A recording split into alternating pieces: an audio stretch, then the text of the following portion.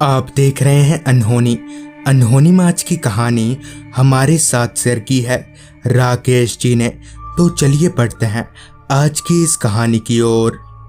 Truck load हो जाने के बाद मैं और खलासी अजय हम दोनों ट्रक लेकर नेशनल हाईवे 48 के सहारे पुणे की तरफ आगे बढ़ने लगे।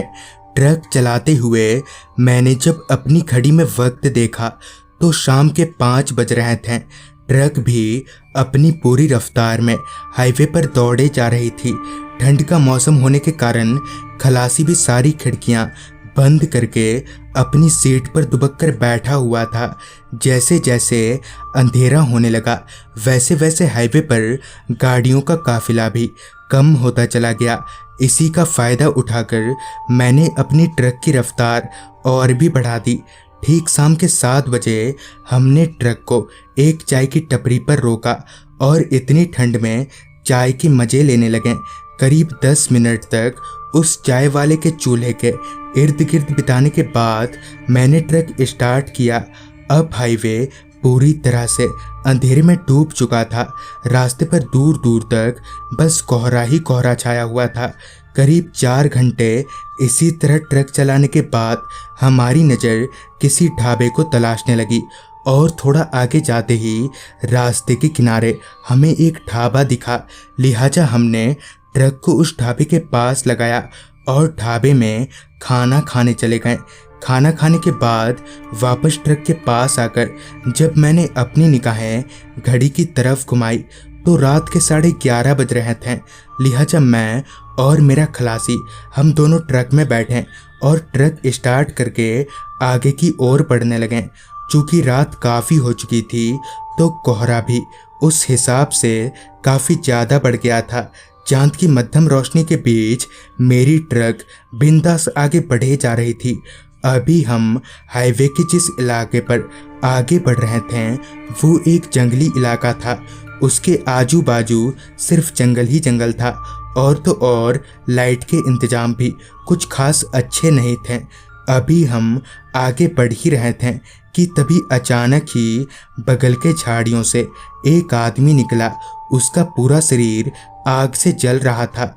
उसे देखते ही मैंने ट्रक रोक दी और फिर भागकर मैं और खलासी उस आदमी के पास गए और उसके शरीर में लगे आग को बुझाने की कोशिश करने लगे और उस कोशिश में हम कामयाब रहे। फिर आग ने उसके शरीर को छोड़ा तो हमने देखा कि इतनी बुरी तरह से शरीर में आग जलने के बावजूद भी उसका शरीर जरा भी नहीं जला है।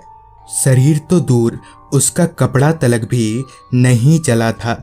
ये देखकर हम काफ़ी हैरान हो गए। इससे पहले कि मैं उस आदमी से कुछ बात कर पाता वो आदमी ज़मीन पर गिरकर बेहोश हो गया। फिर हमने उसे ट्रक में बिठाया तो खलासी ने कहा, उस्ताद यहाँ पास में ही अस्पताल है, मैं तो कहता हूँ अस्पताल ले चलते हैं इसे। खलासी की ये बात मुझे भी ठीक ही लगी, जिस वजह से हम उस आदमी को अस्पताल की ओर लेकर आगे बढ़ने लगे। अभी भी वो आदमी बेहोश ही पड़ा था।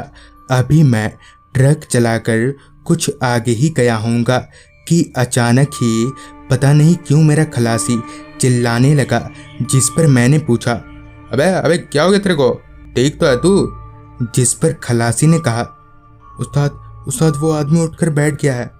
खलासी की बात सुनकर जब मैंने पीछे देखा तो पाया कि वो आदमी जो थोड़ी देर पहले बेहोश पड़ा था वो फिर से चलने लगा है।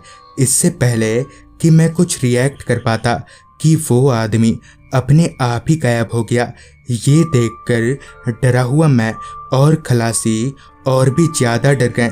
कुछ दूर आगे जाकर हमने ट्रक को एक चाय की टपरी पर रोका और चाय वाले को पूरी बात बता दी, जिस पर उसने बताया कि आज से कुछ वक्त पहले एक ट्रक ड्राइवर रोड के किनारे ट्रक रोककर खाना बना रहा था, मगर पता नहीं कैसे वो जिस गैस स्टोव पर खाना बना रहा था वो ब्लास्ट हो गया, जिससे जलकर उस ट्रक वाले की मौत हो गई और तभी से उसकी आत्मा इसी रास्ते पर भटकती रहती है।